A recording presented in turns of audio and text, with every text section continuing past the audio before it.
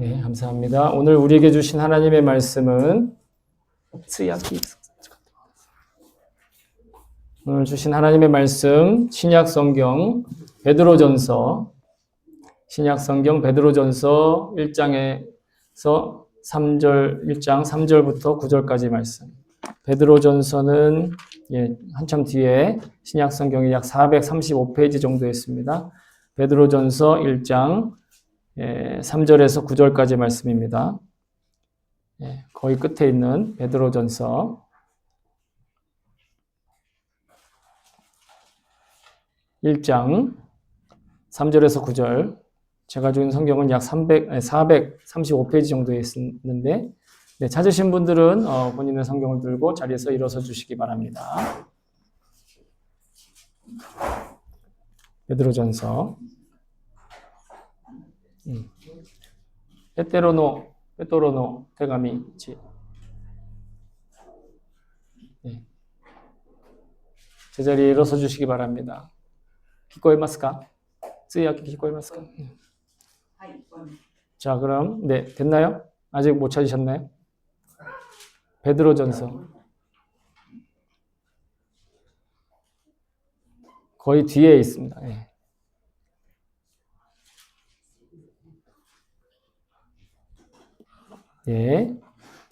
됐나요? 자, 그러면 우리 같이 받들어 읽겠습니다. 시작. 우리 주 예수 그리스도의 하나님 아버지께 찬양을 드립시다. 하나님께서는 그 크신 자비로 우리를 새로 태어나게 하셨습니다. 그리하여 그는 죽은 사람들 가운데서 예수 그리스도가 부활하심으로 말미암아 우리로 하여금 산 소망을 갖게 해주셨으며 썩지 않고 더러워지지 않고 낡아 없어지지 않는 유산을 물려받게 하셨습니다. 이 유산은 여러분을 위하여 하늘에 간직되어 있습니다. 하나님께서는 여러분의 믿음을 보시고 그의 능력으로 여러분을 보호해 주시며 마지막 때에 나타나기로 되어 있는 구원을 얻게 해 주십니다.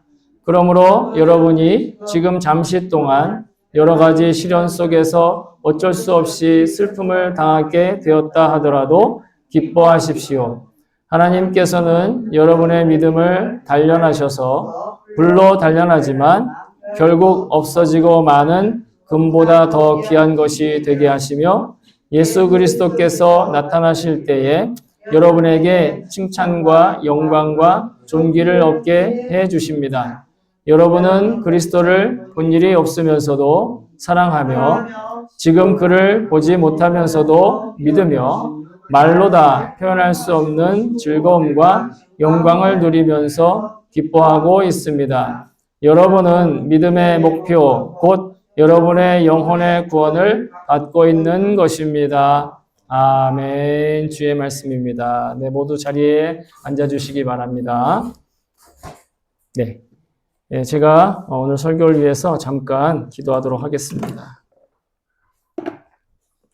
기도합니다. 참 좋으신 하나님, 오늘도 이 귀한 시간을 허락하여 주시고 또 하나님께서 우리 각자에게 하나님의 말씀에 들을 수 있는 귀를 열어주심을 감사드립니다. 하나님, 비록 인간의 말로 고백합니다. 인간의 소리로 이야기합니다. 하지만 우리가 하나님의 말씀으로 들을 수 있는 그런 놀라운 시간을 허락하여 주시옵소서. 그래서 우리 각자가 하나님의 음성 듣게 하시고 하나님이 주시는 그 놀라운 약속을 붙들고 또 우리가 삶을 살아갈 수 있도록 주님 도와주시옵소서. 이 시간 성령님이 우리를 붙잡아 주시기 원합니다. 우리의 환경과 여건과 형편과 상황에 하나님 우리가 마음을 뺏기지 않도록 도와주시옵소서. 감사드리며 예수님의 이름으로 기도합니다. 아멘. 할렐루야. 아멘. 주의 이름을 찬송합니다. 우리가 지난 주일엔 잘 알다시피 부활절 예배를 드렸습니다. 부활절 예배를 통해서 부활절 메시지를 나누었습니다. 정말 부활의 메시지는 놀라운 메시지이고 약속입니다. 그런데 보통 부활이라고 하는 말에만 초점을 맞추면 사람이 죽었다 깨어나는 거잖아요. 그죠? 그러니까 부활이란 말은 그냥 죽었다 깨어나는 거예요. 그러니 일반적인 사람들이 말할 때는 예수님이라고 하는 사람이 그냥 기적을 체험했다. 그냥 사람으로서는 도무지 경험할 수 없는 걸 경험한 그 사람을 우리가 믿고 있는 것이다. 이렇게 오해할 수가 있고 그렇게 여겨지기도 하지요. 하지만 여러분, 영적으로 그리고 실질적으로는요, 지금도 우리와 함께 살아계시는, 그죠? 지금도 함께 살아계실 뿐만 아니라 나와 동행하시는, 물론 육신적으로는 체감되기 힘들지만 분명히 나와 동행하시고 분명히 나와 함께 살아계신다. 이게 부활의 메시지입니다. 부활절에는 그 이외에 다른 메시지는 없어요. 그냥 죽었다 사람이 깨어났대. 하나님이 그렇게 하셨대.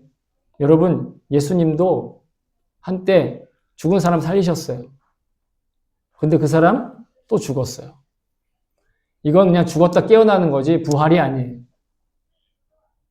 예수님이 죽은 사람 살리신 사람은 그 다음에 살아났고 다시 죽었기 때문에 계속 그 주변의 사람들과 동행하지 않아요. 근데 부활하신 예수님은 살아나셨을 뿐만 아니라 지금까지 살아계시면서 우리와 함께 계시고 우리의 삶에 늘 함께 동행하고 계신다. 여러분, 놀라운 약속인 거죠. 그러니까 부활절을 기념하는 거예요. 만약에 그런 기적을 체험한 걸 기념했다면 얼마 가지 않아서 끝났을 거예요. 바라기는 저와 여러분의 일상에서도 지금 우리와 함께 계시고 또 동행하고 계시는 주님의 그 호흡과 손길을 느낄 수 있기를, 그래서 흐뭇한 삶을 살 수 있기를 정말 소망합니다. 아멘. 자, 오늘은 그렇게 부활하신 주님과 함께 동행하며 살아가는 것, 함께 걸으며 살아가는 것, 이게 진짜 우리의 참된 소망이다. 진짜 살아있는 소망이다. 라고 하는 말씀으로 가르쳐 주시는 겁니다. 그냥 한마디 말로 사실은 주제가 다 정해진 거예요. 우리를 살게 하는 소망은 예수님의 부활이에요. 지금도 살아계신 예수님을 바라볼 수 있는 것, 지금도 살아계신 예수님을 의식할 수 있는 것 뿐만 아니라 같이 동행하는 것. 이게 단순한 지식이나 아니면 그냥 교리적인 표현이나 색다른 예수 믿는 거에 대한 어떤 색다른 유행이 아니에요. 실제 우리의 삶에 그리스도인들이 누려야 할, 그리고 누릴 수 있는 엄청난 특별한 권세이면서 또한 능력, 권능이라고 하는, 권능이라는 건 보통 능력이 아니에요. 권세가 있는 능력이죠. 오늘 우리가 베드로 전서, 참 참기 힘든 부분이었는데, 이 베드로 전서를 읽었는데, 이 베드로 전서, 베드로 후서를 쓴 사람 베드로라고 하는 사도입니다. 그 베드로가 자기가 쓴 간증이면서 또 편지죠. 베드로는 굉장히 유명하잖아요. 그죠? 교회에서 베드로 모르는 사람 거의 없을 거예요. 첫 번째 제자이기도 하고, 그리고 예수님을 3번이나 부인한. 그래서 한때 우리 교회에 있다가 이사하셔가지고 헤어진 그 어떤 그 젊은 형제님이 계셨는데, 그분이 베드로를 보면서 참 항상 그렇게 얘기했어요. 나쁜 사람이라고. 어떻게 스승의 면전에서 그렇게 모른다고 부인할 수 있느냐고. 그분은 굉장히 의리에 살고 의리에 죽는 분이었기 때문에. 일수영제. 그랬던 적이 있는데, 3번이나 부인했어요. 면전에다 대고. 난 모른다. 근데 예수님이 죽으셨죠, 그 다음에. 그러고 나서 부활하셔가지고 베드로를 찾아가세요. 그리고 3번 물어보시잖아요. 네가 나를 사랑하느냐? 네가 나를 사랑하느냐? 그때마다 베드로가 네, 사랑합니다. 주님 사랑합니다. 다시 3번 사랑한다고 고백할 수 있는 기회를 얻은 그런 제자이기도 합니다. 聞こえないんですか? わかりました。맞았대네. 자, 그래서 오늘 본문에 베드로가 그런 경험을 가지고 있는 베드로가 우리한테 자기의 간증을 이야기하며 자신의 경험을 이야기를 하면서 이렇게 고백을 하고 있는데 3절에 보시면 하나님께서 우리를 새롭게 태어나게 하셨다. 이런 표현이 있어요. 그죠? 하나님께서 우리를 새롭게 태어나게 하셨다. 하나님께서 예수님을 부활하게 하신 것뿐만 아니라 우리도 새롭게 태어나게 해. 다시 태어나는 거. 그리고 우리는 이것을 거듭난다라고 표현해요. 거듭난다. 그래서 성경은 복음을 믿는 사람이라면 누구나 다 새롭게 다시 태어나는 것이다. 복음을 믿었고 구원을 받았으면 그 사람은 새로 태어난 사람이다라고 성경은 얘기하고 있어요. 그래서 바울이 이렇게 얘기하죠. 같이 읽어볼까요? 시작. 그런즉 누구든지 그리스도 안에 있으면 새로운 피조물이라 이전 것은 지나갔으니 보라 새 것이 되었도다. 아멘. 여러분 새 것 좋아하죠? 일본 분들은 안 그런 분도 계시지만 한국 사람은 새 거라 그러면 난리가 나죠. 그죠? 새 거, 여러분 우리 다 새 겁니다. 나이를 얼마나 먹었어도 다 새 거예요. 왜? 그리스도 안에 있는 게 새로운 거래잖아요. 그리스도 안에 있으면 그게 다 새로 태어난 거예요. 왠지 아세요? 지난 주일날 예수님이 당신이 뭐라고 그랬어요? 나는 부활이요, 진리요, 생명이다. 그 예수님이 생명이에요. 생명 안에 있으면 항상 새로운 거죠. 온전한 새 생명이시고 완벽한 생명이신 예수님 안에 있다라는 거, 그 예수님 안에 살아가는 거, 그게 자체로 바로 새로운 존재로 이제 변화되었다라는, 앞으로 변화될 거라가 아니라 예수님 그 순간, 믿은 순간부터 우리는 새로워진 거예요. 그렇기 때문에 우리는 이제 거듭났기 때문에 육신으로 살아가는 삶을 살지 않아요. 육신으로 살아가는 삶은 어떠냐? 한번 태어나요? 그러면 죽을 때까지 계속 성장하다가 성장이 멈추면 어떻게 돼요? 늙고 병들어서 다시 사라질 준비를 하잖아요. 점점 퇴색되어 간다라는 거예요. 육신의 삶을.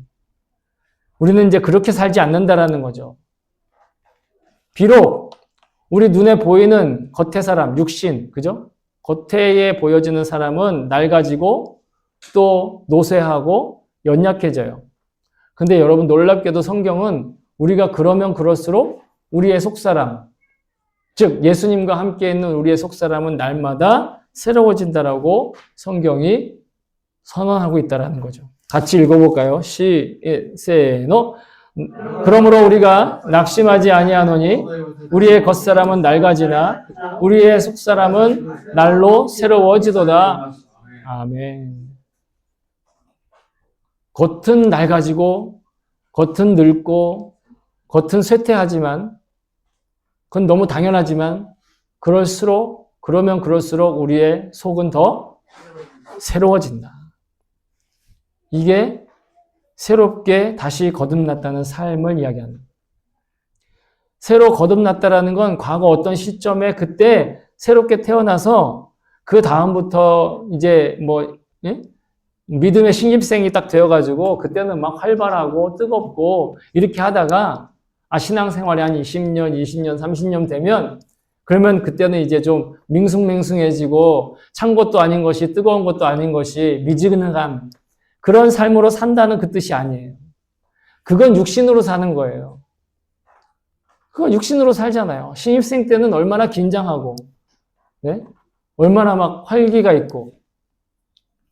여기 군대 갔다 오신 분이 안 계시는데, 저밖에 없는데, 군대 들어갔을 때, 군대 들어가잖아요? 언제가 제일 군인다운 줄 아세요? 군대 들어가자마자가 제일 군인다워요. 군기가 딱 있어가지고, 네? 이등병, 계급이 제일 낮을 때가 가장 군인다워요. 언제가 가장 민간인답냐? 제대하기 직전에.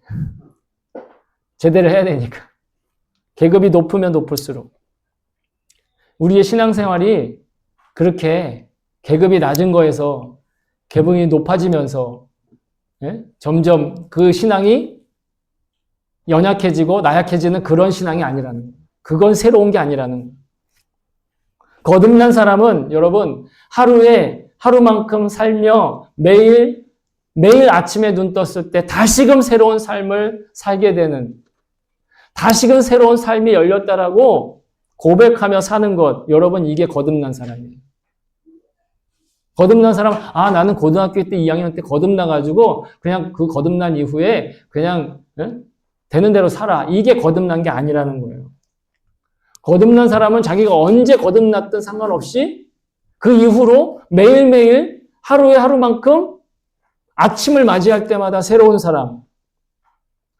그게 바로 새로운 사람이고 그게 거듭난 사람이에요.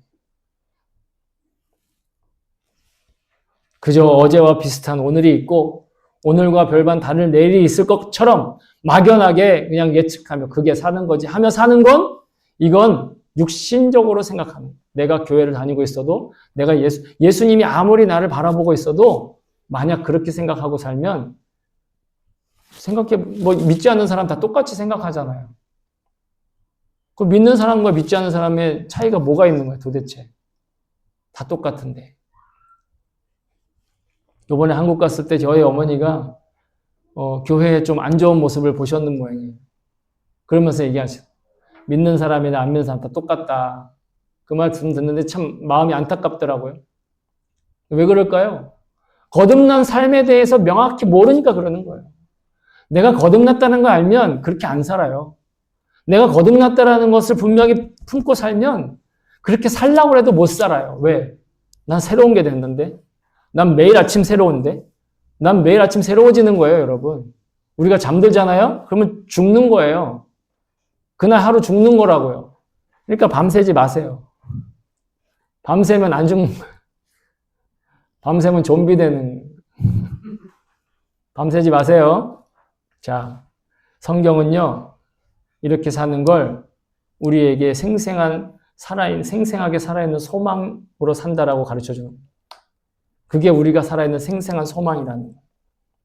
그래서 이 소망은 내 노력이나 나의 믿음의 신념으로 오는 게 아니라 뭐라고 얘기하냐면 오늘 본문은 예수님께서 부활하심으로 말미암아 우리에게 주어졌다라고 얘기를 해요. 예수님의 부활하심으로 말미암아 우리가 그것을 획득한 것도 아니고 신념으로 내 의지를 가지고 붙든 게 아니라 그냥 일방적으로 주어졌다라는 거예요. 주목해야 될 건 우리의 노력, 어떤 행위의 공로, 그런 걸로 소망이라고 하는 실적을 획득하는 게 아니다라는 거예요. 소망은 어떤 실적을 아니면 실력을 획득해 나타나는 증거가 아니에요. 내가 뭘 했냐, 어떤 꿈과 비전을 가지고 내 생각을 끌어냈느냐, 그게 아니라는 거예요. 네? 젊은이들한테 비전을 가지라고, 꿈을 가지라고 할 때는 뭐예요? 그 사람 안에 있는 거 끄집어내는 거예요. 그 사람 안에 있는 의지를 이야기하는 거예요. 그러나 여러분, 우리가 사는 소망은요, 그렇게 내 안에서 끄집어내서 내 미래를 어떻게 이끌어갈 건가, 어떻게 내 비전을 꿈꿀까, 그게 아니라 예수님이 부활하셨기 때문에 우리도 지금 생생하게 살아있는 그 소망을 가질 수 있다는 게 그게 진짜 능력이라는 거예요. 그게 거듭난 자의 특징이라는 거예요. 그게 나가 새롭다라는 거, 내가 새 것이 되었다라는 건 바로 그걸 얘기하는 거예요. 내가 늙었어도, 내가 병들었어도, 내가 흰머리가 늘어났어도. 어머니가 그러더라고요. 흰머리 염색 안 할 거냐고. 염색할 필요가 없어요. 저는 왜? 거듭났는데 뭘. 거듭난 사람이 뭐다로 염색을 해요. 죄송합니다. 하시는 분들 하세요. 그건 개인차가 있으니까 그러니까 제가 얘기하는 거예요. 그러니까 저거대로 하세요라는 얘기 아닙니다. 오해하실까 봐. 염색하세요. 괜찮습니다. 꾸미세요. 그러나 기본적인 자기의 태도와 자세는 아쉬운 마음에 그렇게 해서는 안 된다라는 거예요. 아쉬운 마음에, 아까운 마음에, 슬픈 마음에, 그런 마음에 그렇게 하는 것이 아니라, 그렇게 행동하는 것이 아니라 그냥 난 늘 새로운 사람이야. 그래서 보통은 사람들은 자기의 재능과 소질과 이런 것들을 발견한 다음에 그걸 열심히 개발하고 노력한 결과로 자기의 장밋빛 미래를 꿈꾸잖아요. 그때의 소망, 그것도 소망이라고 얘기하잖아요. 근데 그런 소망은, 그런 희망은 실력과 공로로 획득한 소망, 즉 육신적인 소망, 눈에 보이는 소망을 얘기합니다. 뭔가 눈에 보이게끔 나타나게 하려는 소망. 대체로 육신적으로 사는 인생 가운데 사람들이 기대하고 예측하고 가지려고 하는 그런 소망과 희망의 모습. 우리가 생각하는 희망의 일반적인 모습. 아니면 그런 소망이 아니더라도 그냥 막연하게 모든 일이 그냥 순조롭게 아무 문제 없이 순탄하게 되어가면 좋겠다라고 막연한 기대를 하는 것, 이것도 소망이라 할 수 있겠죠. 그러나 그건 다 인간의 내면에서 나오는 거예요. 인간의 의지에서 나오는 거예요. 하나님으로부터 주어진 게 아니라는 거예요. 이렇게 사람들이 인간의 의지를 가지고 말하는 장래 희망이나 막연한 기대감은 눈에 보이는 것에 대한 소망이고, 그걸 성경은 눈에 보이는 소망이라고 얘기해요. 이 땅에 주어진 현실에 국한되어 있는 소망이죠.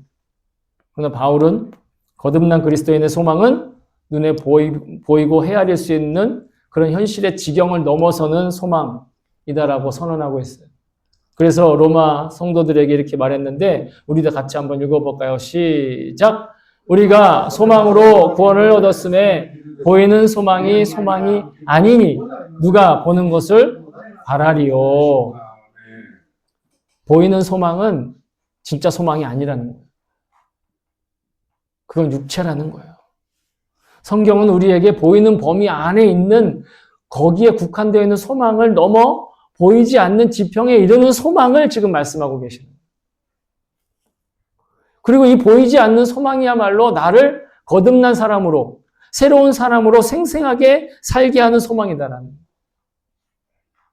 눈에 보이는 소망은요, 여러분 언젠가 이루어져요.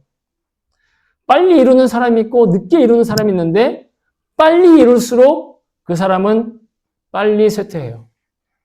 빨리 낙심하고 빨리 절망하고 소망을 잃은 그런 어두운 삶을 살게 되는. 그러나 우리를 생생하게 있게 하는 것, 보이지 않는 소망으로 끊임없이 주님을 갈구하게 하는 것, 주님을 바라보게 하는 것. 이렇게 생생하게 살아있는 소망의 정체를 오늘 성경의 본문 5절이 말씀을 하고 있는데, 본문의 4절입니다. 5절이 아니라 4절에 썩지 않고 더러워지지 않고 낡아 없어지지 않는 유산이다라고 얘기하고 있어요. 유산과 같은 것인데 썩지 않아요. 더러워지지 않아요. 낡아 없어지지 않을. 한마디로 아까 우리가 거듭난 사람이 하루가 새롭다 하듯이 그 소망은 날마다 견고해지고 새로워지고 밝아지는 거예요. 그러니 우리에게 있는 살아있는 생생한 소망이면서 소망 자체가 생생하죠. 그런데 그 생생한 소망이 우리를 생생하게 살게 하는. 제가 원고를 생생하다는 말만 표현 썼는데 통역이 안 될지 모르겠지만 시퍼렇게 살아있는. 어떤 분이 그런 표현을 했어요. 이 소망은 시퍼렇게 살아있는 소망이다. 하나님의 나라인 영생에 속해 있는 소망. 이게 눈에 보이진 않지만 우리를 살게 한다라는. 그 눈에 나타날 것도 사람을 살게 해요. 그런데 그것이 이루어지면 어떻게 돼요? 더 이상 살 희망이 없기 때문에 사람은 그때부터 낡아지는 거예요. 그 내면도 낡아지는 거예요. 그렇지만 우리의 현실은 정말 우리 눈으로 볼 수 있는 것만을 인정하고 욕망하는 삶을 살고 있죠. 현실적으로. 눈에 보이지 않는 영생이 있다. 아무리 외치고 하나님 나라가 있다고 아무리 고백해도 우리는 우리 육신의 눈에 볼 수 없는 것이라고 하면 체감하기도 어렵고 실감하기도 어렵기 때문에 자기 앞에 직면한 문제라고 인정하지 못하는 것. 이게 우리의 연약한 현실이라고 하겠죠. 그러니까 하나님을 믿지 않는 사람은 뭐 말할 것도 없고, 심지어 하나님을 믿는다고 하는 그리스도인들조차 그 보이지 않는 소망을 붙들기 어렵기 때문에 중간에 실족하기도 하고 믿음을 저버리기도 하고, 베드로처럼 육체의 위협을 받으면 예수님을 모른다고 부인하기까지 하는 그런 경험을 한다라는 거예요. 그러니 베드로는 그런 경험을 통해 아주 극심한 박해 중에 있고 수많은 인생의 곤란한 문제에 휘둘려 있는 그런 성도들의 마음을 붙잡아주기 위해 마치 지금 우리처럼 그죠? 일본에서 신앙생활 한다라는 것이 믿음을 지킨다는 것이 쉽지 않은 일이에요. 그죠? 눈에 보이는 소망의 관점으로 보면 소망이 정말 없는 그런 환경에서 우리가 믿음 생활 하는 걸 수도 있어요. 한국에 이번에 갔더니 한국 교회도 다 어렵대요. 선교지만 어려운 게 아니에요. 이 시대가 믿음 생활 하는 게 힘든 시대예요. 그러나 이런 때일수록 그러니 베드로가 우리에게 가르쳐 주시는 보이지 않는 소망, 그러나 우리를 생생하게 살리는 소망. 여러분, 우리의 이 어려운 신앙생활에 대해 예수님도 인정하셨어요. 뭐라고 인정하셨는지 아세요? 마지막까지 믿음을 지키는 것이 너무 귀하다. 예수님이 이렇게 말씀하셨거든요. 같이 한번 읽어볼까요? 시작. 그러나 인자가 올 때 세상에서 믿음을 보겠느냐 하시니라. 이게 예수님 말씀하십니다. 예수님 다시 오시는 그때 사람들이 얼마나 믿음을 지키고 포기하지 않고 그 자리에 있겠냐 말이에요. 그 자리 그 시간만 지켜도 예수님이 인정하시고 기억하시는 삶이 되는 줄로 믿습니다. 대부분 사람들이요, 하나님 믿지 않으니까 주님이 채우시는 소망이나 하나님의 뜻에 합당한 삶을 살려고 그렇게 하지 않아요. 대부분 자기의 환경이나 형편, 여건에 맞춰 살려고 하죠. 노아의 때도 그랬고 여러분 앞으로의 말세의 때도 그럴 거예요. 주님의 심판이 임박한 것도 눈치채지 못하고 일상생활의 욕구에만 몰두해 있는 삶. 전혀 반성 없이 내가 과연 이게 하나님 뜻에 잘 맞게 살고 있는 걸까? 하나님이 정말 내 삶을 인정하시는 걸까? 관심을 두지 않는 삶이 더 주류가 될 거예요. 그래서 그게 맞는 것처럼 보일 거예요. 노아의 때를 보세요. 한번 읽어볼까요? 어떤 일이 있었나? 시작. 노아의 때에 된 것과 같이 인자의 때에도 그러하리라. 노아가 방주에 들어가던 날까지 사람들이 먹고 마시고 장가들고 시집가더니 홍수가 나서 그들을 다 멸망시켰으며. 아멘. 이 말씀 한다고 해서 야 당장 내일 망할 거니까 자 여러분 다 일상생활 집어치우고 다 교회 모입시다. 이 뜻 아닙니다. 그런 뜻으로 들으시면 안 돼요. 이게 무슨 뜻이냐? 깨어있지 않으면 하나님 뭐라고 말씀하실 때 그 말씀 들을 수가 없다라는 거예요. 그냥 시집가고 장가가고 먹고 마시고 노아가 방주에 들어가서 문 닫으면 홍수가 내릴 텐데 그때까지도 사람들이 그냥 자기 일상생활에 집중하느라 그게 더 옳다라고 생각하느라 하나님 말씀에 귀를 기울이지 않았다라는 거예요. 하나님 말씀에 귀를 기울이지 않고 일상생활을 사는 게 문제인 거지 일상생활 자체는 문제가 아니에요. 오늘 본문에 제가 인용은 안 했지만 마지막 때에 어떤 사람이 두 사람이 맷돌을 갈고 있는데 한 사람은 데려감을 당하고 한 사람은 남겨둔다고 그랬어요. 그게 무슨 뜻이냐? 똑같이 일상생활 하는데 어떤 사람은 깨어서 주님의 말씀에 귀를 기울이고 있으니까 하나님 부르실 때 가지만 어떤 사람은 그냥 거기에 일상생활에 몰두하기 때문에 하나님이 부르셔도 못 간다는 거예요. 중요한 건 말세가 됐을 때에도 여전히 뭐 일상생활을 해야 되냐 말아야 되냐 이 문제가 아니라 우리가 일상을 살아도 우리가 육신의 삶을 살아도 눈에 보이지 않는 생생한 소망으로 살고 있다고 하는 주님의 말씀에 귀를 기울여야 한다는 거예요. 하나님의 나라와 그 뜻을 잊어버리고 사는 것, 그거를 절대 경계해야 된다는 거예요. 내가 일상생활을 살아도, 내가 먹고 싶은 거 먹으러 가도, 내가 하고 싶은 거 해도, 그래도 하나님 나라와 하나님의 그 뜻이 분명히 나를 통하여 있기를 원하신다라는 거, 나를 부르고 계신다라는 거, 여기에서 벗어나지 말아야 된다는 거. 그러니까 뭐 일상생활에 몰입하지 마라 그러면 이제는 속세를 떠나 산신령처럼 산속에 은둔 생활하면서 공동체 생활하면서 다 세상의 연을 끊고 그런 건 절대로 아니에요. 만약에 혹시라도 누군가 야 말세야 그러니 우리 산에 모여 삽시다. 재산 다 갖다 놓으세요. 다 파세요. 그러면 그거 말하는 인간이 자기 통장에 다 모으는 거예요. 옛날에 제가 고등학교 2학년 때 그런 일이 있었어요. 한국에. 그런 걸 얘기하는 거 아니에요. 일상을 사세요. 일상을 살아야 해요. 그러나 하나님이 부르시면 언제나 그 부르심에 귀를 기울여야 됩니다.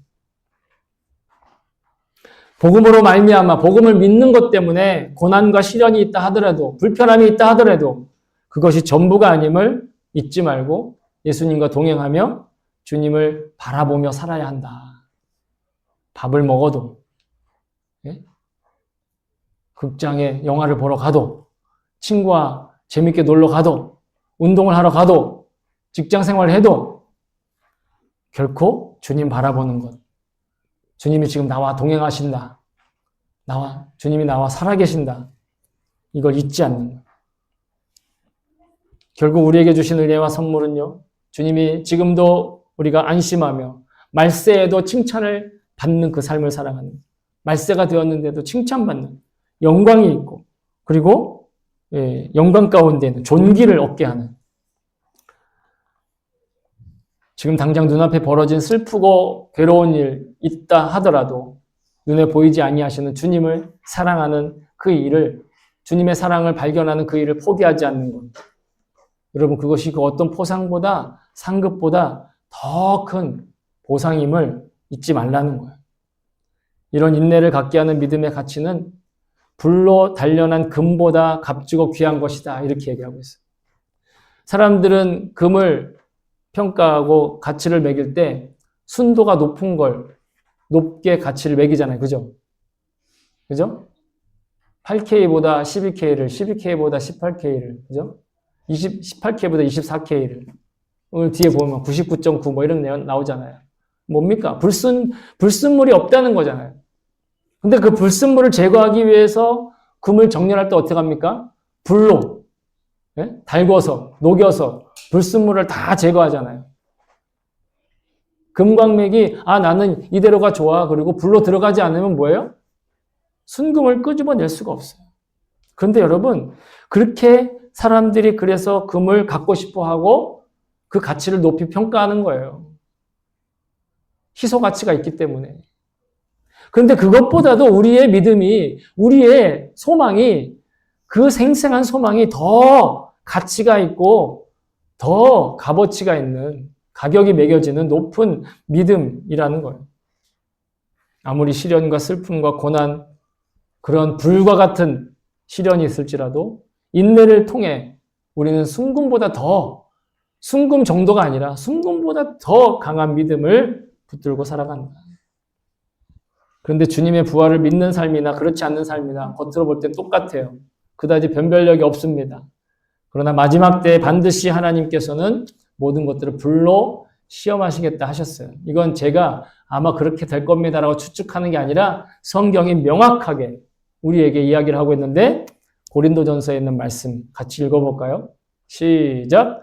만일 누구든지 금이나 은이나 보석이나 나무나 풀이나 지푸로 이 터 위에 세우면 각 사람의 공적이 나타날 터인데 그 날이 공적을 밝히리니 이는 불로 나타내고 그 불이 각 사람의 공적이 어떠한 것을 시험할 것임이라. 아멘. 지금은 몰라요. 내가 금으로 집을 짓고 있는지 은으로 집을 짓고 있는지 각종 보석이나 아니면 돌과 흙과 심지어는 뭡니까? 지푸라기로 집을 짓고 있는지는 아직 모르는 거예요.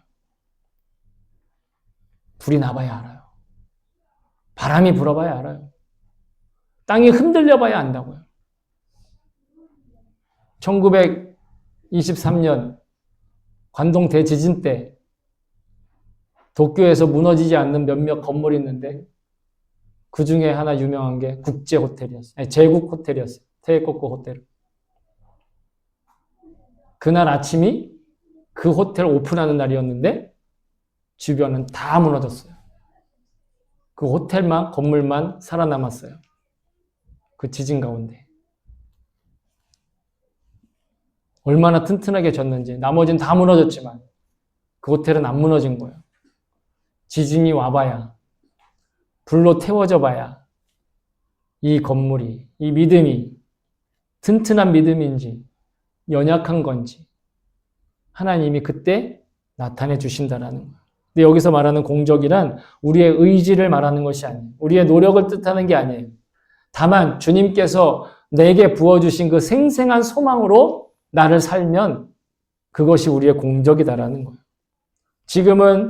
우리는 지금 살아계신 주님과 함께 동행하는 그 태도와 그 자세로 우리 자신의 영적인 공로를 지금 쌓아가고 있다. 저는 그렇게 생각해요. 주님과 동행하는 그 순간만, 아니 나와 동행하시는 그 주님께 신경을 쓰고 있는 그 순간만 우리는 공적을 쌓는 거예요. 그렇지 않으면 아무리 주님께서 나와 동행하고 계셔도, 아무리 주님께서 나를 바라보고 계셔도 내가 그분 앞에 영적인 공로를 쌓을 수는 없는 거예요. 이건 실력을 쌓는 게 아니에요. 그 시간들을 지키는 거예요. 주님과 함께하는 시간, 주님과 함께하는 장소, 주님과 함께하는 우리의 일상생활. 이 땅에서의 육신적인 보상을 위해 노력과 실력을 쌓는 그런 일상이 아니라 그 너머의 삶인 영생에서 누리게 될 상급을 발견하게 하시는 생생하게 살아있는 소망, 그러면서 나를 생생하게 살게 하시는 그 소망을 지금 분명히 손에 확실히 쥐고 살기를 주님은 바라고 계신다는, 저와 여러분이 오늘 성경이 약속하시는 그 칭찬, 영광, 존귀를 얻는 주인공 될 수 있기를 정말 소망합니다. 저는. 사랑하는 성도 여러분, 부활절을 지내고 지난 한 주간 한국의 연회 참석을 위해 다녀오면서 이런저런 삶의 이야기들과 고백을 들었습니다. 그리고 저도 저를 이끌어주신 주님의 손길에 대해 설교 말씀으로 고백도 하였죠. 모두 표면적인 삶의 이야기들이 주제였습니다. 어떤 이들은 지금 당장 눈앞에 있는 것에 일희일비하는 것도 보았습니다. 어떤 이들은 오늘 말씀의 가르침에 합당하게 정말 영생의 소망으로 마음과 생각이 요동하지 않는 그런 모습도 보았습니다. 그러나 두 부류의 사람들 모두 공통적으로 주님 앞에 나약한 인간의 현실을 이야기하고 있었습니다. 그럼에도 어떤 이들은 현실에 매이지 않고 어떤 이들은 현실에 우왕좌왕하는 것입니다. 우리 그리스도인들은 오직 천국과 영생의 소망을 붙들고 지금 눈앞에 보이는 현실에 휘둘리지 않고 지금도 생생하게 살아계신 예수님과 동행하며 살게 될 것을 저는 믿습니다. 저와 여러분이 앞으로의 모든 삶 가운데 주님과 동행함으로써 어떤 시련과 역경과 심지어 고난까지도 넉넉하게 이길 수 있는 힘을 얻어서 누릴 수 있기를 예수님의 이름으로 축복합니다. 아멘.